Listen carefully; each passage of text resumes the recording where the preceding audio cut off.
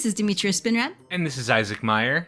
And you're listening to Criminal Records Podcast, the podcast about some of the weirdest cases in true crime history. That's right, and we're going back for an old classic today, one of my very favorites.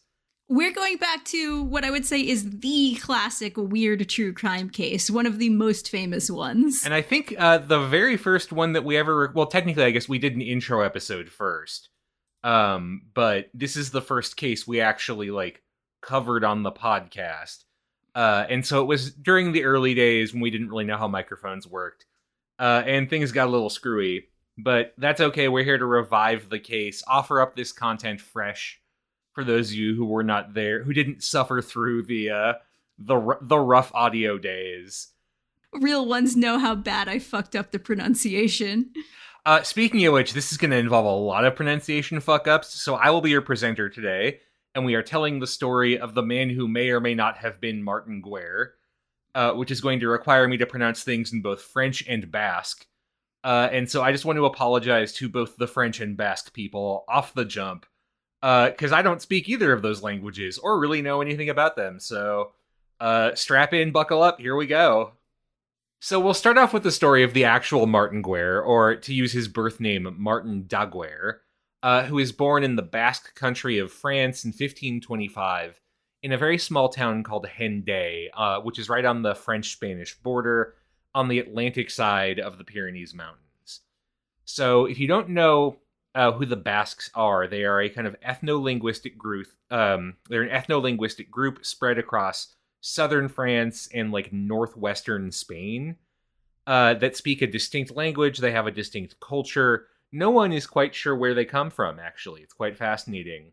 But Martin Guerre is born into this Basque community that kind of straddles the French-Spanish border.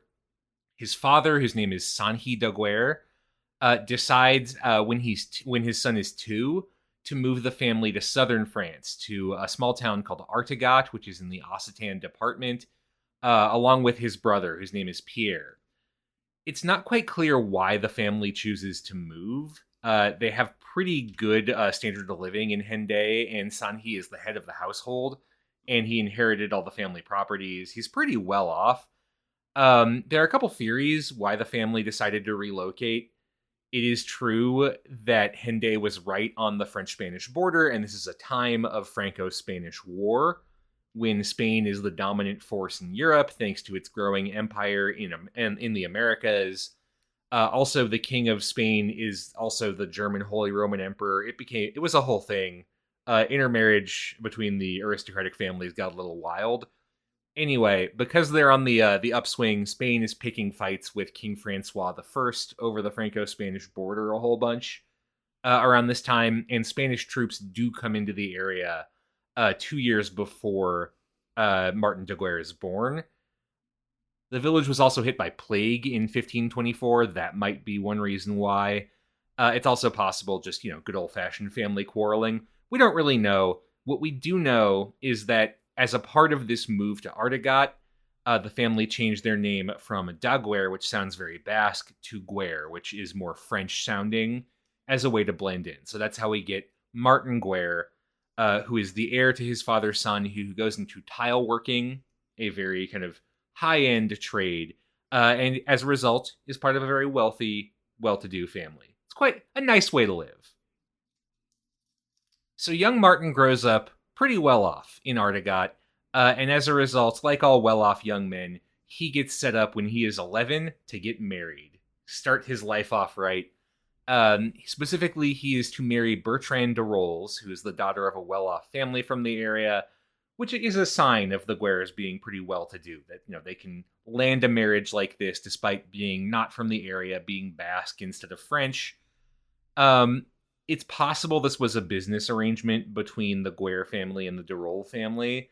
Peasant marriages did usually include a dowry in cash from the bride to the groom's family during this time, so it might have been a way for the Guerres to kind of build up their financial fortunes even further. We know that the marriage followed the Basque custom, so it's contracted in a church, but then Martin and Bertrand continue to live with Sanhi, Martin's father, which is the Basque custom. But even after their marriage is finally after the marriage is finally contracted, which I should note happens a few years after it is first arranged. He's not married when he's 11. So tell me more about this lovely lady who is marrying into the tile manufacturing business. We don't know that much about Bertrand de Rolls, actually, from this point. We know that she's hot, I guess. That's one thing that is remarked on in basically every source we have about her. But there's not really much on her interior life, nor do we have anything that she herself wrote. All of the kind of stories we have of their marriage will come later on when this all becomes a matter for the courts. It's possible she didn't have the best relationship with Martin even after they are married. They have no children for 8 years. And it's unclear, is that due to a lack of physical affection between the two? Is it a potence issue on Martin's behalf, which was suggested by Bertrand's family quite a bit? He appears to be a healthy young lad, but obviously that doesn't guarantee anything. Regardless, for whatever reason, we know that after 8 years, Bertrand's family starts pushing for the marriage to be annulled on the ground that it hadn't been consummated. Because if it's annulled, which is kind of the you know more about annulments than I do, but apparently it's just like the marriage never happened in the eyes of God, then she can remarry after 3 years. And so the family can try again to, see if they can get some grandkids out of this whole business. Yeah, we were actually talking about this a bit while we were in Japan, and we were surprised by how many historical figures had struggled with infertility. More of a thing in history than you might expect. Yeah, I mean, it's not really an easy thing to treat, I suppose, before the advent of modern internal medicine. There was apparently one treatment that was tried repeatedly for the young married couple, which is called kadivari or karabari. Have you heard of karabari before? I have not. Tell me more about what I am sure is going to be a really sound medical procedure. Apparently, it involves the young men of the villages painting their faces in dark colors, putting on women's clothing, and assembling in front of your home to beat on wine vats and ring bells. Also, rattling swords in their sabers, which is apparently encouraging for a young couple in some way. I don't know. Do you find that encouraging? I'm sorry. Wait, hang on. So the treatment for infertility is let's put on a drag show that makes you so horny that you fuck. A loud drag show. A really loud. Okay, well, I've never been to a quiet drag show. So. I suppose that's true. Yeah, I assume that it's a bit more actual music in a drag show. The ones I've been to, at least, and less like drunk young men whacking wine vats really loudly. But I don't know, different strokes. So Bertrand would later claim, of course, the classic reason for a failure to consummate a marriage, which was that the two of them were tied by the charms of a sorceress, as often happens to young couples, which prevented the consummation of the marriage. You know what? Modern dating is so hard with all of those sorceresses and not enough drag shows. It really is a challenge. Fortunately, they do overcome it somehow. After 8 years, Martin finally gets Bertrand pregnant. They have a son, Sanchi Guerre Jr. But it's clear that things are not quite happy in the marriage. And the most famous documentation of this particular story is by the historian Natalie Zaman Davis, who speculated that Martin himself maybe just didn't enjoy small village life. Maybe he just wanted to wander, wanted to go see the world. Whatever happens, there's a big break in the family in 1548 when Martin gets accused by his father, Sanchi the Elder, of stealing grain. It's not quite clear what that means because they do still live together. That's the standard. They shared the same land. They shared the same business. It's not really clear what the issue is here, but whatever it is, Martin is clearly pissed off and he decides to leave. So neither his wife, nor his son, nor his parents hear from him for 8 whole years. When he leaves in 1548 at the age of 23, Bertrand is 22. She's a year younger than him. He just vanishes for 8 years. It's also worth noting, right? Bertrand, legally, even after he just dips like this, is still married. The canon law of the church does not allow for her to remarry because this is not an annulment. This is just her husband fucking off for a little bit. Okay, seems like a really raw deal for Bertrand because she can't She can't get divorced because obviously, not really a thing in the church at the time. She can't get an annulment because she has a son. And she can't, I guess, get her husband legally declared dead. So she can't enjoy any of the status that a widow might have at the time. So she's in a pretty bad spot here. Absolutely. And remember that, those of you who are listening, because one of the ways we kind of assemble the fragmentary bits of evidence of this case to tell a coherent story, the one Natalie Davis uses actually, is based very much on the sort of starting proposition that Bertrand has gotten a raw deal and is pissed about it. So if you accept that as a premise, that you would think this is a raw deal, then kind of pay attention to what happens next and see if you can kind of follow the through line of how that maybe explains what's going on here. So, flash forward 8 years. It's 1556. News comes from the next village over. There's a man who's checked into a local hostel who claims to be Martin Guerre. So his sisters rush over to go see him, and they say he does look different. He's a little shorter, or maybe he's a little hunched back. You know, that can happen when you get older. He's a little fatter. Wait, hang on. When you get older, this guy's like, what, 25? So 8 years, so 31. But I mean, he's 31 in the 1500s, so. Okay, as a 34-year-old, I know it is decrepit old age. Mm-hmm. I mean, is your spine as straight as it was when you were 22? Honestly, no, it is not, but I don't think Martin Guerre was doing quite as much computer-based work as I was. That is probably fair. Anyway, there's a few things here that maybe are a little suspicious, but Martin Guerre, or the man claiming to be him, at least, knows enough. He recognizes his sisters, knows a bunch of the old kind of stories between them, that it seems like there's no way it couldn't be him. Bertrand, of course, then goes to meet him. Supposedly, she recoils from him the first time she sees him and is not convinced right away that it's him. She'd later say, though, that that's because he grew a beard and she just, couldn't quite clock it. It changes the shape of the face a little bit. Oh no, my husband's become a hipster. I mean, a fate worse than death, honestly. His uncle Pierre, meanwhile, who, by the way, I should mention, so in the intervening years, Martin's father, Sanchi Guerre the Elder, has died. His uncle Pierre has married his mother, so is now kind of also legally his stepfather. Anyway, Pierre's also a little he's a little suspicious. He thinks Martin's a little sus. Excuse me, I gotta correctly get the lingo. But he comes around too. Martin's able to tell some stories about back in the day, you and me, and that seems like enough, right, to be convincing. So Bertrand and her husband, her old husband, maybe also her new husband, they seem to get along well after this initial shock. They spend a bunch of time together. Their relationship seems way more kind of affectionate than it previously had been. They have another kid, a daughter this time, named Bernard Guerre. But Pierre, after, takes about 2 years, but he starts to not really trust this new Martin Guerre for a couple reasons. First, Martin starts making noise about selling off some family land for cash, which, I mean, A, is a little suspicious in its own right when you're converting a family asset into cash. B, by the kind of Basque traditions of the time, selling family land was just not a thing you really did. It was considered like very, very important. You kind of hang on to that as hard as you can. B, Pierre gets asked for Sanchi Guerre's account books. Martin claims, I'm not quite sure I'm getting the full inheritance here. I want to kind of see the original numbers, check to make sure that it's all above board, right?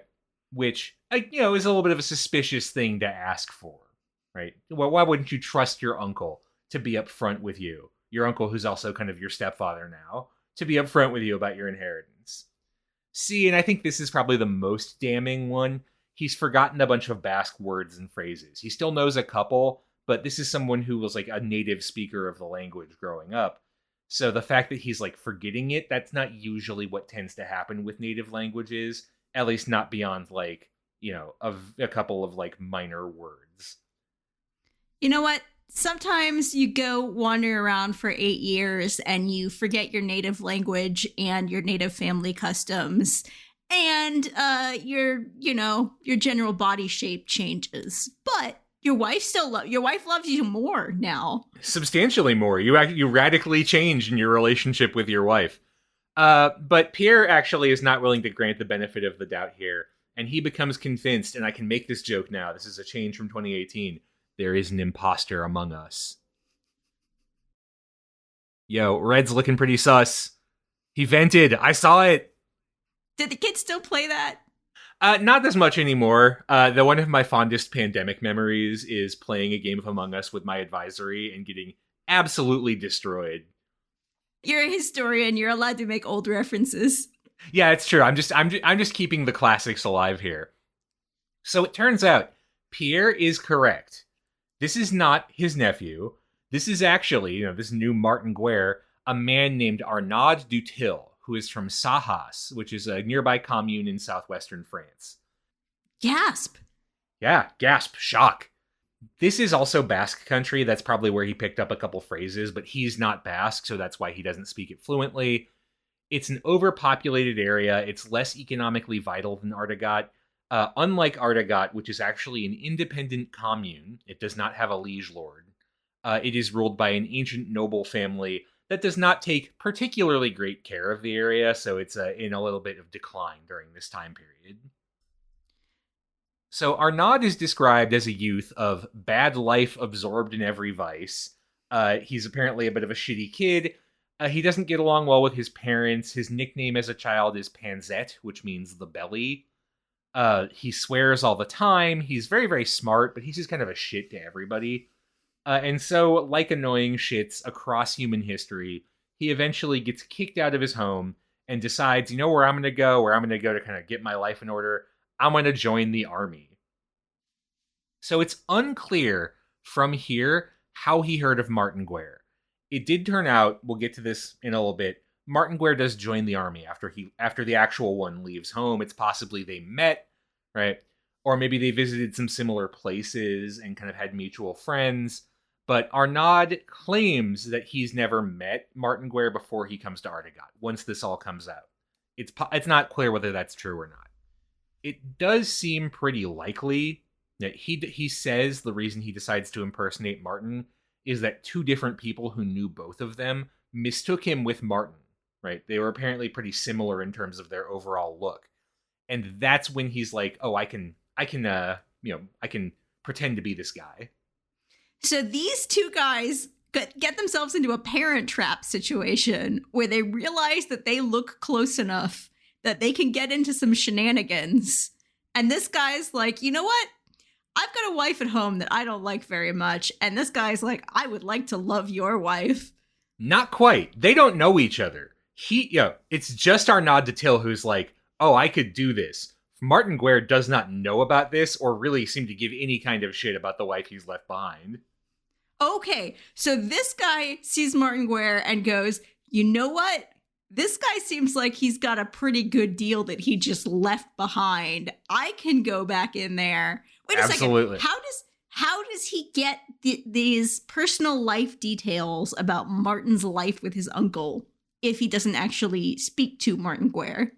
So that's where, it's a little hard to believe him when he says he didn't know Martin Guerre personally. It's certainly possible, it's the army. Everyone's kind of got drinking buddies. Maybe he's just heard a couple of stories and pieces stuff together. Maybe he gets, maybe he's lying and he got Martin drunk one day and just kind of pumped him for information about the old country.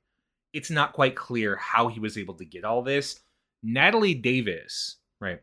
Her argument, and this is going to be important, is that Bertrand knew from the jump this was not her husband. Right?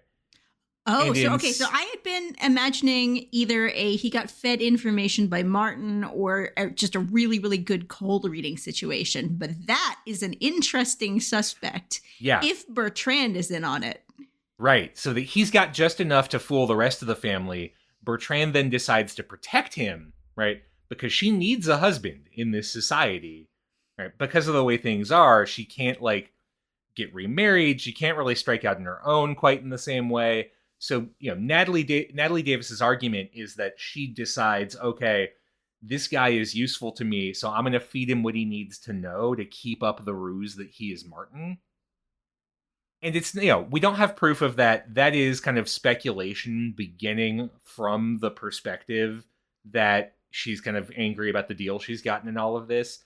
And it's not uncontroversial, right? There's a lot of disagreement on this subject, but it certainly fits the available facts, right? The other option is either that Arnaud Tilh had this kind of elaborate plan to pump Martin Guerre and his friends for information, or that he's an insanely good cold reader, right? Not impossible, but certainly fooling people for 2 years, that seems a little unlikely. Okay, so it seems like Bertrand's got a pretty sweet deal. This new false Martin has a pretty sweet deal. But we know, because there's an entire history book written about this subject, that somebody gives away the game. So, who snitches? All right, things start to fall apart in 1599, right? So about 3 years after Martin Guerre, quote unquote, returns. A French soldier passes through the area, right? He hears, oh, there's this old vet in the neighborhood, Martin Guerre, and he says, oh, I know Martin Guerre, and meets Bertrand and Martin and says, oh, that's not Martin Guerre, right? He says, yeah, the real Martin, I met him in the army, just like Arnaud Tilh, I was a part of the French army. He doesn't mention Arnaud by name, but you know, he's also an army guy. But he says Martin Guerre is down a leg, right? He says Martin Guerre fought in the Battle of St. Quentin, which was this whole thing where, okay, see if you can follow this. Spain, which also controls the Netherlands for some fucking reason at this time, decides to invade France from the north, from the Netherlands, because they're both fighting for control over Italy during this time period. And Martin Guerre is stationed at the fortress of St. Quentin and gets his leg shot off in the battle. So he says, okay, this is not Martin Guerre. Martin Guerre is missing a leg. This guy has 2 legs. Something's going on here. Right? And he's just a wandering soldier who's coming through, but that's a little suspicious. I think it's fair to say.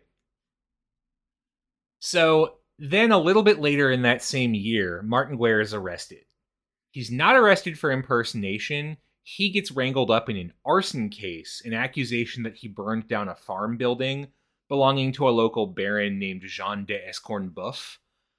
This is probably a trumped up charge. What probably happened is that just this barn burned down, and Pierre claims it's Martin, kind of throws him under the bus to get him arrested temporarily, figuring he will get off because there's no evidence. But in the meantime, Pierre can start digging around and trying to figure out who the fuck this guy is. Okay, wait, hang on. The real Martin or the false Martin gets arrested? The false Martin gets arrested. At this okay, point, nobody knows where... Martin. Yeah. So, well, he can't be moving that fast. He's only got 1 leg. Yeah, so at this point, nobody knows where real Martin is, other than that apparently his leg is still at the fortress of St. Quentin. Correction. We know where part of the real Martin is. That's true. That is true. So Pierre at this point is suspicious, so he probably frames fake Martin for this arson case, trying to get him arrested so that in the meantime, Pierre can start kind of asking questions. He can dig, right, and try and figure out who this guy is. So that's exactly what he does. He starts trying to retrace the fake Martin's footsteps to figure out who he is. Martin, in the meantime, gets off of the arson charge, actually for a really interesting reason. Since he is a resident of Ardegat, and Ardegat is not a feudalized territory, it has no seigneur, he is tried directly by one of the king's judges in the city of Toulouse, who is not part of the kind of local baron feudal hierarchy shtick, doesn't really have a pre-existing kind of side where a judge who's loyal to, for example, the baron whose barn burned down might just, go along with trying to throw this guy under the bus. The king's judge doesn't really care, so he follows the evidence and is like, there's not any, release fake Martin Guerre. All right, a rare case of justice actually being served on this podcast. But he doesn't get to enjoy, false Martin does not get to enjoy freedom for very long. He returns home, is greeted very warmly by his loving wife, and then the very next morning is promptly arrested, this time by Pierre, who accuses him of imposture. Oh, no. He could have taken that opportunity to leg it. Solid pun. I just couldn't find his footing in time. Ah. So this is where we get our first dumb legal technicality of this case. Technically, Pierre cannot legally arrest Martin Guerre. Fake Martin Guerre. Only Bertrand can bring an imposter charge against her husband, and she didn't actually want to do it. She was not convinced to do this until much later. So Pierre instead lies to the local constabulary and claims to be acting as her agent. and therefore have the authority to do this. Because this is a period where there are no police, so you actually literally just do citizens' arrests. You just kind of, oh, this guy's a criminal, pin him down, drag him off to the man. So I am fascinated by the fact that this is a legal system where imposture is happening often enough that there is an established set of legal precedents of your wife being able to accuse you of being an imposter. I mean, I guess it makes sense, right? Because it's not like you have a social security number or something to keep track of these things. There's no ID system. I mean, even in the US, imposture is an issue because we have 50 different driver's license systems and no national ID cards. So, for some cases, you can get away with a lot of bullshit.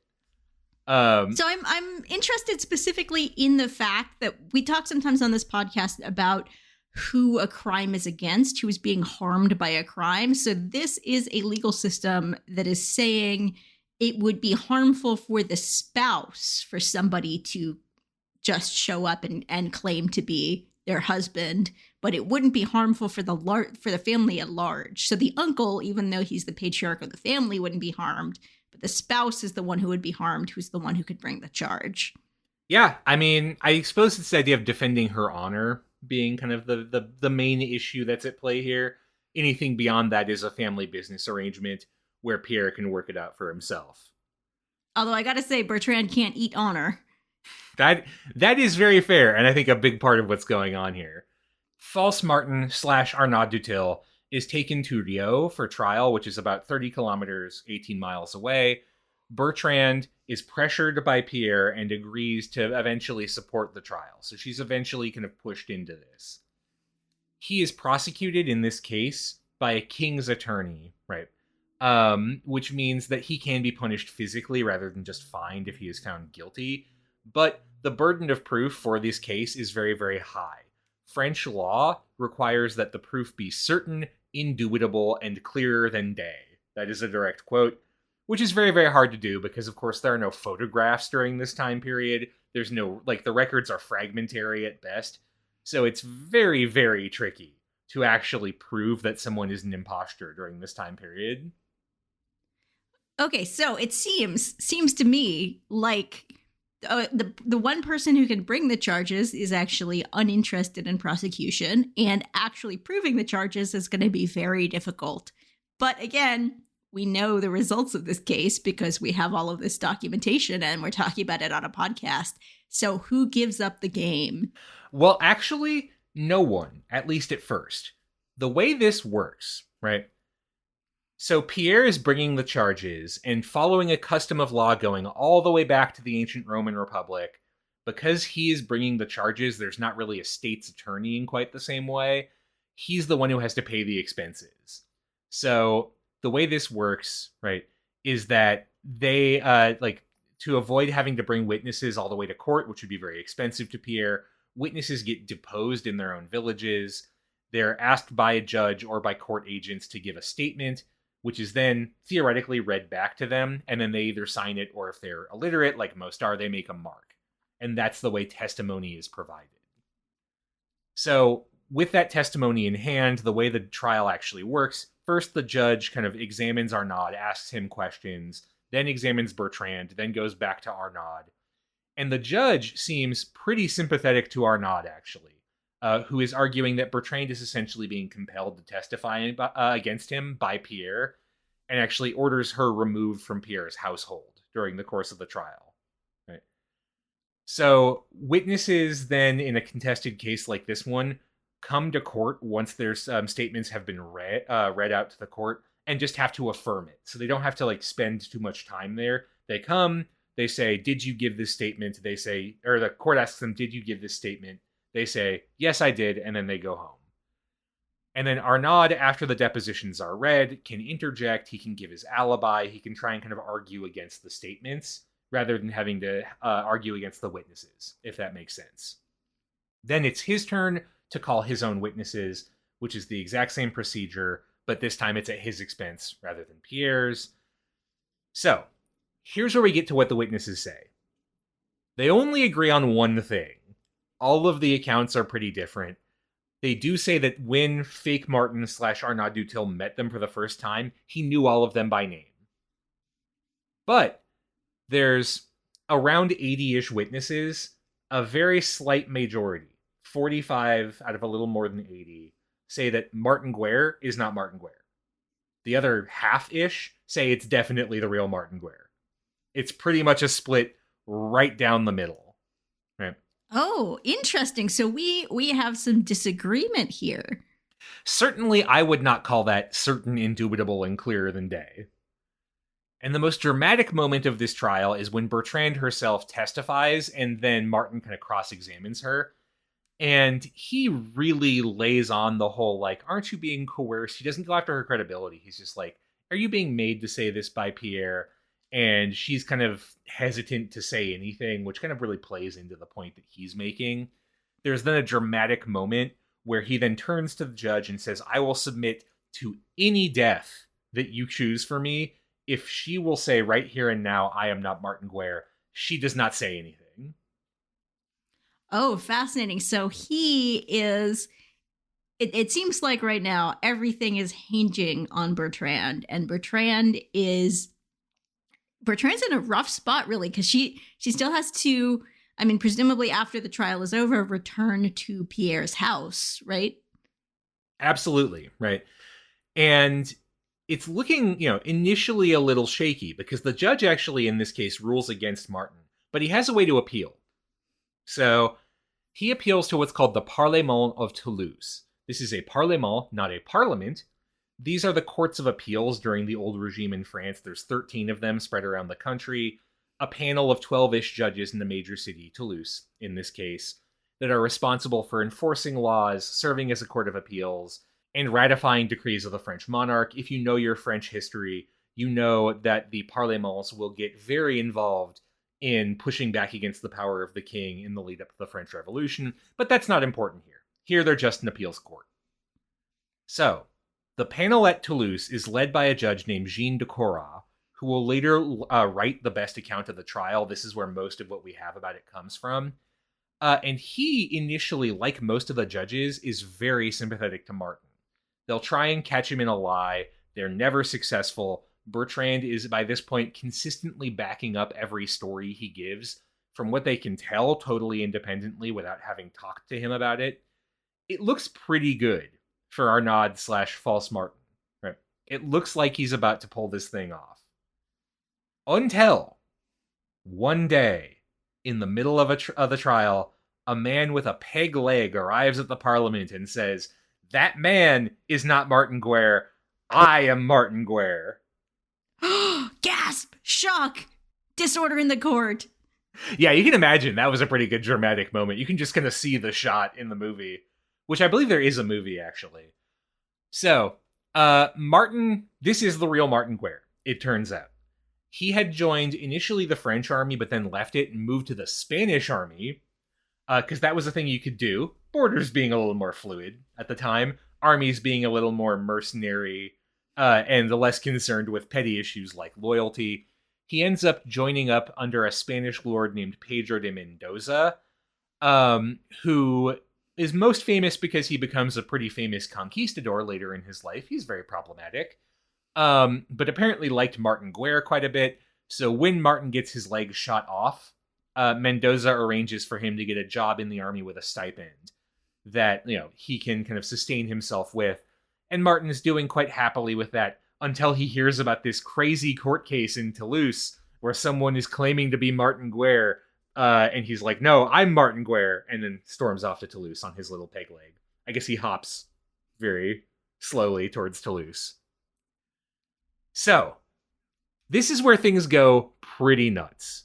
Martin does not remember a lot of stories from his past. Like, Arnaud / fake Martin seems to have a better handle on kind of the stories of his childhood. Probably because he's rehearsed them a lot more by this point. But Pierre picks him out of a blind lineup and supposedly is weeping when he's like, oh, finally, my nephew. So does one of his sisters, Jean Guerre, is able to pick him out of a lineup, totally blind, is like, yeah, that's the real Martin. Arnaud Dutill's brothers at this point are called to testify against him, which is, by the way, technically illegal under French law. Brothers are not supposed to testify against each other, but they flee rather than coming to court, which is not a great look. Then the lineup trick is done again with Bertrand, and she also is like, "Oh, that's the real Martin Guerre," and supposedly has this like breakdown where she weeps and she sobs and throws herself at his feet and begs forgiveness, says she's been seduced by Arnaud and others accepted him, so I had no choice. According to Judge Cora, this is Martin's response. Leave aside these tears and don't excuse yourself by my sisters nor my uncle, for there is neither father, mother, uncle, sister, or brother who ought to know better their son, nephew, or brother than the wife ought to know her husband. And for the disaster which has befallen our house, no one is to blame but you. You know what? I think the guy who abandoned his wife might be a little bit to blame. Just a tiny bit. And actually, the judge points this out to him pretty clearly is like, this is your fault. Why are you chastising your wife? And he's still a dick about it. The actual Martin Guerre, honestly, kind of an asshole. Even in the middle of a time period that was, let's say, not always the kindest to women, this is a situation where even the judge is going, you know what, dude? This was an uncool thing you did. It seems like even at the time, this is a case that is, I mean, the word's getting out about it because it's very unusual and interesting. And it's one that is getting some sympathy for the criminal, which is fascinating. That's really interesting. It really is, but unfortunately, being an asshole is not a crime. Maybe it should be, but it's not. But imposture is a crime. And so the judges have no choice. Arnaud is convicted, right? Oh, so what does a conviction for imposture actually entail during this time period? It's not quite clear. Normally this would be decided based on precedent, but there aren't many precedents to choose from because this doesn't come up very much. There's a lot of options. There are no prisons during this time period. I should note that's not an option. But you can be publicly beaten, you could be banished, you could be sentenced to a term rowing in the king's galleys, because the king always needs galley hands for his boats as they ply the Mediterranean, fighting the Spanish and such. Or they can just kill you. Yeah, there's not really a lot of precedent here. The few that are available do suggest things other than death, but ultimately Judge Cora decides on death because of two reasons. First, Arnaud du Tilh / fake Martin had facilitated adultery. Jean de Cora is a family values judge. He does not stand for that kind of thing. Maybe the wife didn't know, but he definitely knew it wasn't Martin Guerre, and he fucked around with another man's wife, and that's unacceptable. Second reason, fake Martin had stolen real Martin's inheritance, and that's pretty messed up. So for those reasons, he's like, death penalty. So this is very interesting because this is not a case where the wife is getting charges of adultery, even though there is some question of whether she knew. This is a case where it's only imposture. It's not leading to any other cases. Yes, Bertrand is not charged or convicted of anything. Judge Cora buys that she basically was carried along in the moment of it, which reads to me and also to Natalie Davis as very like paternalistic. Oh, a woman couldn't help but not know, right? That kind of shitty paternalism. If you're wondering, Pierre is not charged with basically starting the whole trial under false pretenses by lying about being her agent. And finally, we have the daughter, right? Because the two did have a daughter. Bernard du Tilh is legitimized, right? She is made not a legal bastard on the grounds that Bertrand thought she had conceived the child with her actual husband. And Arnaud du Till's possessions actually are not seized by the crown, which is normally what happens when you break one of the bigger laws. Instead, they're given to Bernard as her inheritance from her father. Okay, so this is interesting because there could be a legal argument here that Bertrand was an accessory to the crime of imposture, which is obviously a pretty serious one if the judge is doling out the death penalty. But instead, the judge has chosen here to treat her like a victim and to protect her interests and her own daughter's interests. So that's quite interesting. I would say I know that it's paternalistic, but it's also pretty clear-headed about the fact that this woman is really going to get screwed if somebody doesn't look out for her interests. That is true. Maybe I'm being unfair to Judge Cora because it is, if we take Natalie Davis's interpretation that she went along with this basically because she knew she didn't really have better options, maybe this is the judge recognizing that and being like, honestly, you kind of got screwed in all of this by your shitty husband who just dipped on you. So maybe you deserve kind of not to be punished and some like recompense for the fact that you didn't pick to marry this jackass.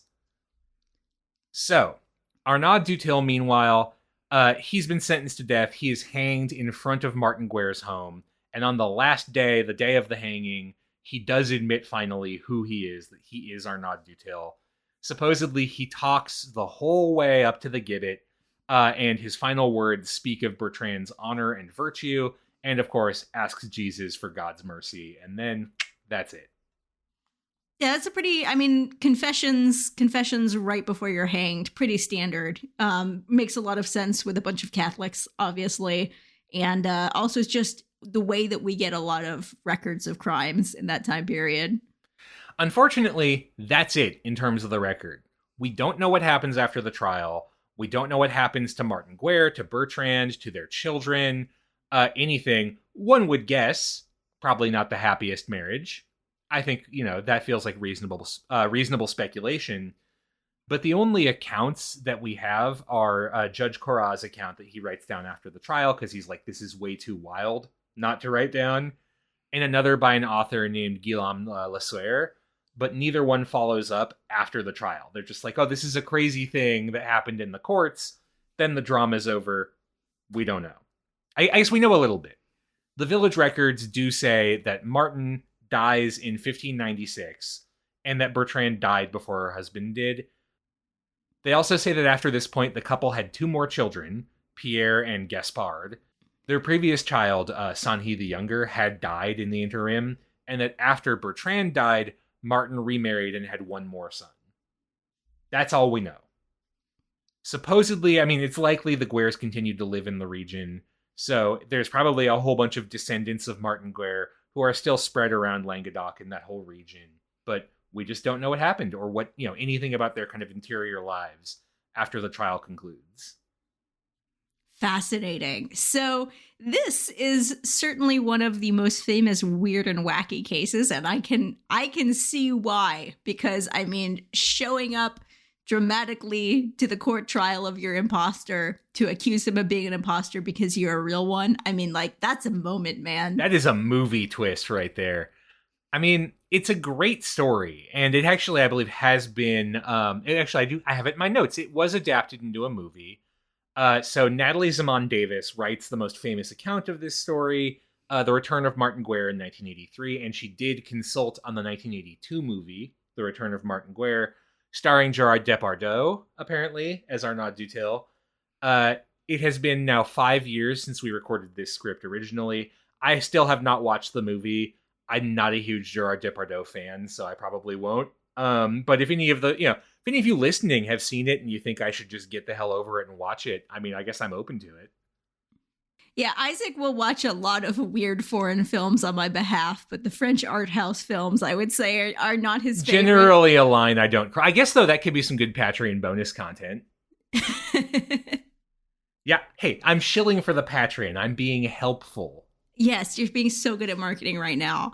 But this is actually really interesting because, like you said about interiority, this is a case that comes to us through the legal records. We don't have records of what people were thinking.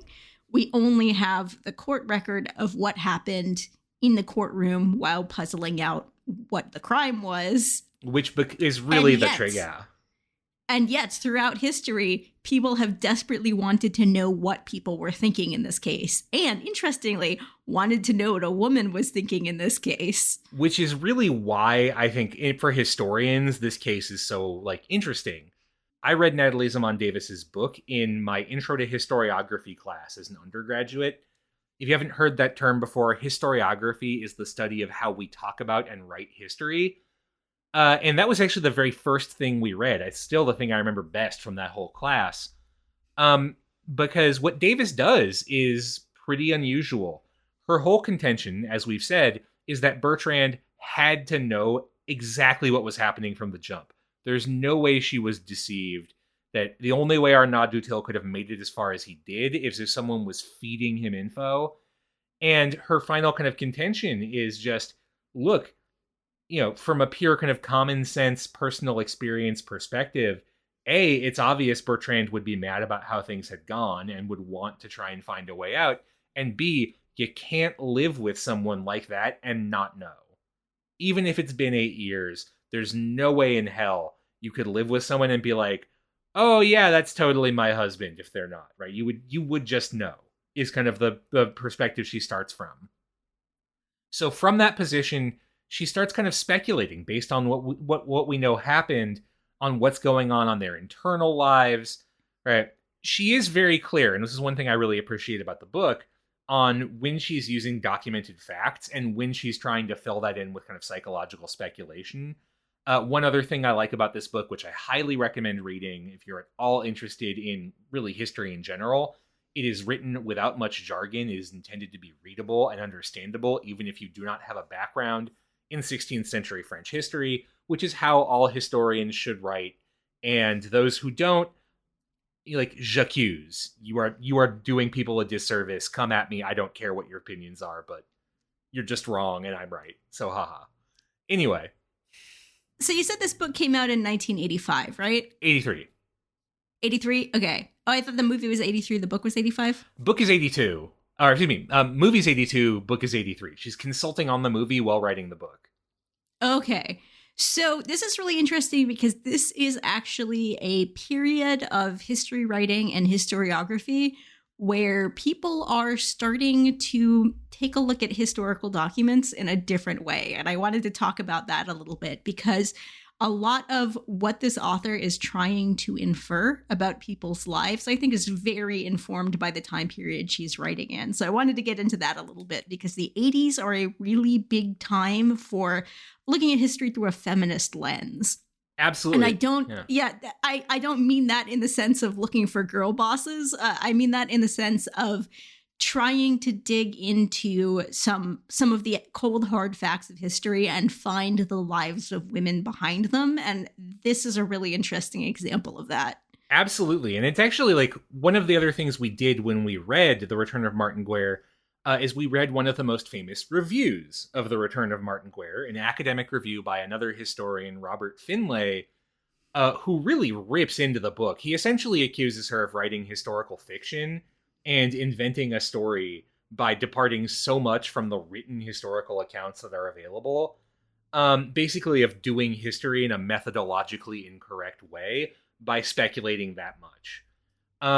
And she actually responds to that review. She writes a separate article kind of arguing against him, basically saying that he's being very narrow-minded about Bertrand and sort of accepting the kind of biases of a 16th century written source in treating her as a non-character because she's a woman, or treating her as like not a kind of player in her own story as much, which is something you have to be aware of as a historian, right? When you read, when I am doing research on 20th century Imperial Japan, if I just accept the premises of the primary sources I am working with, you draw some very wrong conclusions, like everyone in Korea loved the Japanese Empire, right? That would be wrong, right? It's a bias you have to be aware of in the source, and she accuses him of essentially failing to account for that in just choosing to stick narrowly to what the source says. And actually, she incorporates some insights from psychology and psychological studies about kind of the ability to pick, to kind of recognize people you've lived with for long periods of time, pulling in other disciplines in a way that I think is really interesting, but is very hard to do. So this book is kind of at the corner, like it's a kind of cornerstone, both of talking about methodology, but also in the history of like feminist history, and kind of asking that question of when the sources you have are written mostly by men, when they are concerned primarily with men, how do you recover the history of women from the bits and pieces that do come through? I mean, that's true not just for women, it's also true of like poor people in general, of ethnic minorities. This is a big issue in Jewish history, for example, with like medieval Christian sources. So, it's an interesting kind of debate within history. I think it's a hard, like, this is where we come back around to the issue of access. It's a hard debate to access if you aren't academic, because a lot of the like theoretical works talking about it are just so jargon laden. Was it in grad school or undergrad where I came home after having to read an article about the idea of subaltern history and just like almost like burned all my textbooks because I was like, I hate academia so much. I think that was grad school for you because I remember that experience being undergrad for me.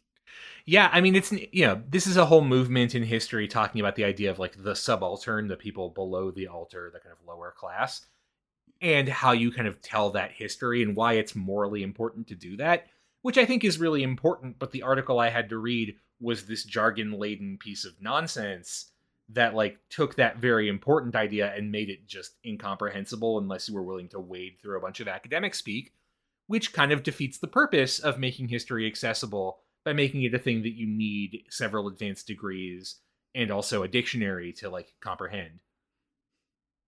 So yeah, this is a really important book, both for feminist history and also, I would say, for pop history, because this is a book that was not just designed from a historian to a historian. This is a book that was designed to be readable. And I would contend that pretty much for all historians, if you don't try to like at least make your work accessible in some way, maybe if it's not your books, you're like, I don't know, putting up lectures on YouTube or doing interviews or something to help people understand why what you do matters, then you're just falling into the trick of kind of the same elitism in a lot of ways.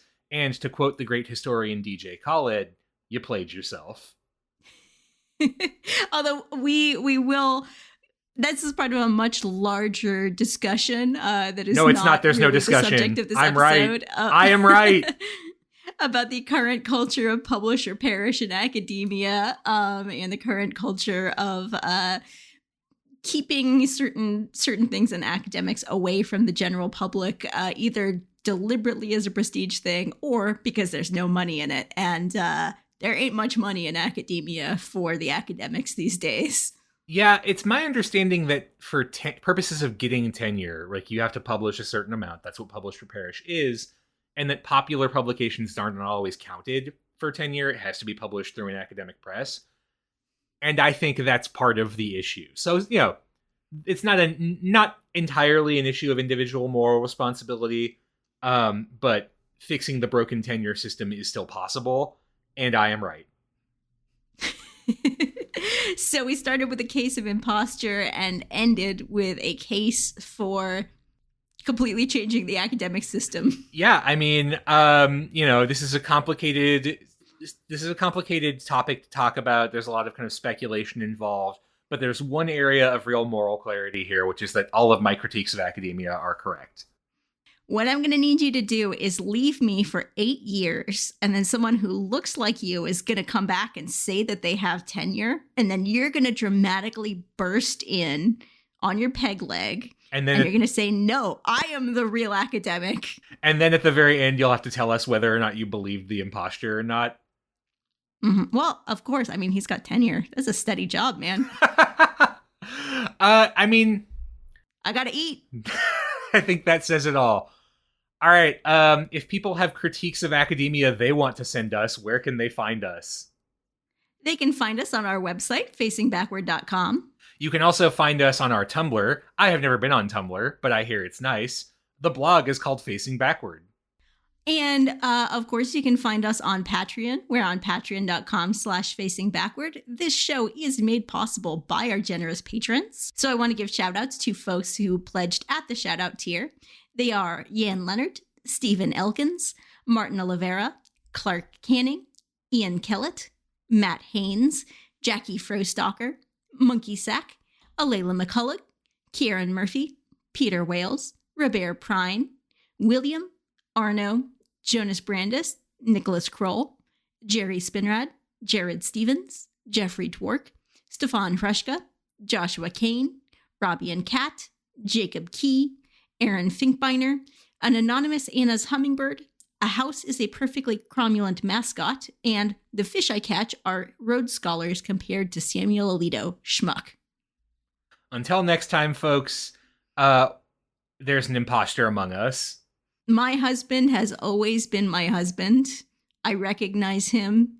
He couldn't possibly be anyone else. And if the voice on this podcast suddenly changes, it's always been that way.